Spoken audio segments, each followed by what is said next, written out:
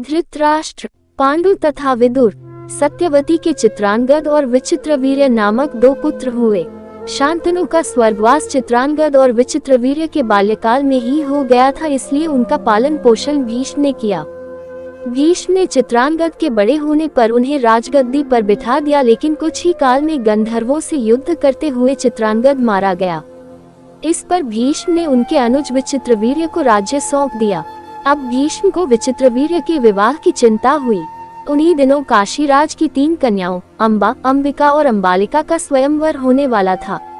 उनके स्वयंवर में जाकर अकेले ही भीष्म ने वहां आए समस्त राजाओं को परास्त कर दिया और तीनों कन्याओं का हरण करके हस्तिनापुर ले आए। बड़ी कन्या अंबा ने भीष्म को बताया कि वह अपना तन मन राजा शाल्व को अर्पित कर चुकी है। उसकी बात सुनकर भीष्म ने उसे राजा शाल्व के पास भिजवा दिया और अंबिका और अंबालिका का विवाह विचित्रवीर्य के साथ करवा दिया। राजा शाल्व ने अंबा को ग्रहण नहीं किया, अतः वह हस्तिनापुर लौटकर आ गई और भीष्म से बोली, हे आर्य, आप मुझे हर कर लाए हैं, अतः आप मुझसे विवाह करें। किंतु भीष्म ने अपनी प्रतिज्ञा के कारण उसके अनुरोध को स्वीकार नहीं किया। अंबा रुष्ट होकर परशुराम के पास गई और उनसे अपनी व्यथा सुनाकर सहायता मांगी। परशुराम ने अंबा से कहा, हे देवी, आप चिंता न करें, मैं आपका विवाह भीष्म के साथ करवाऊंगा। परशुराम ने भीष्म को बुलावा भेजा, किंतु भीष्म उनके पास नहीं गए। इस पर क्रोधित होकर परशुराम भीष्म के पास पहुंचे और दोनों वीरों में भयानक युद्ध छिड़ गया। दोनों ही अभूतपूर्व योद्धा थे, इसलिए हार जीत का फैसला नहीं हो सका। आखिर देवताओं ने हस्तक्षेप करके इस युद्ध को बंद करवा दिया। अंबा निराश होकर वन में तपस्या करने चली गई। विचित्रवीर्य अपनी दोनों रानियों के साथ भोग विलास में रत हो गए, किंतु दोनों ही रानियों से उनकी कोई संतान नहीं हुई और वे क्षय रोग से पीड़ित होकर मृत्यु को प्राप्त हो गए।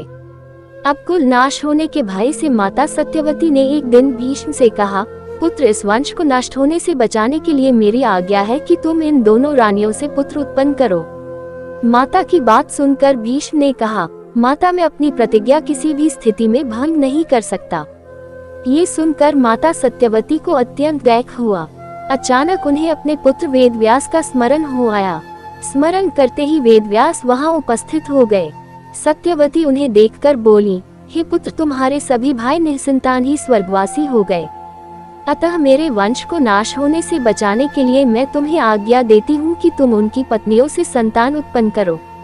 वेदव्यास उनकी आज्ञा मानकर बोले, माता, आप उन दोनों रानियों से कह दीजिए कि वे 1 वर्ष तक नियम व्रत का पालन करते रहे, तभी उनको गर्भ धारण होगा। 1 वर्ष व्यतीत हो जाने पर वेदव्यास सबसे पहले बड़ी रानी अंबिका के पास गए। अंबिका ने उनके तेज से डरकर अपने नेत्र बंद कर लिए। वेदव्यास लौटकर माता से बोले, माता, अंबिका का बड़ा तेजस्वी पुत्र होगा, किंतु नेत्र बंद करने के दोष के कारण वह अंधा होगा। सत्यवती को ये सुनकर अत्यंत दैख हुआ और उन्होंने वेदव्यास को छोटी रानी अंबालिका के पास भेजा।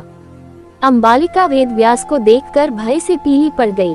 उसके कक्ष से लौटने पर वेदव्यास ने सत्यवती से कहा, माता, अंबालिका के गर्भ से पांडु रोग से ग्रसित पुत्र होगा।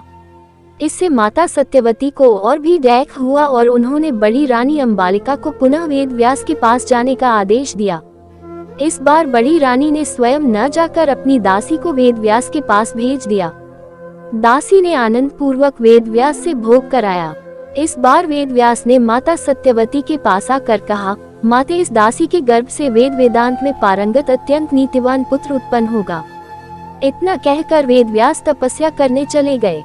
समय आने पर अंबिका के गर्भ से जन्मांध धृतराष्ट्र, अंबालिका के गर्भ से पांडु रोग से ग्रसित पांडु तथा दासी के गर्भ से धर्मात्मा विदुर का जन्म हुआ।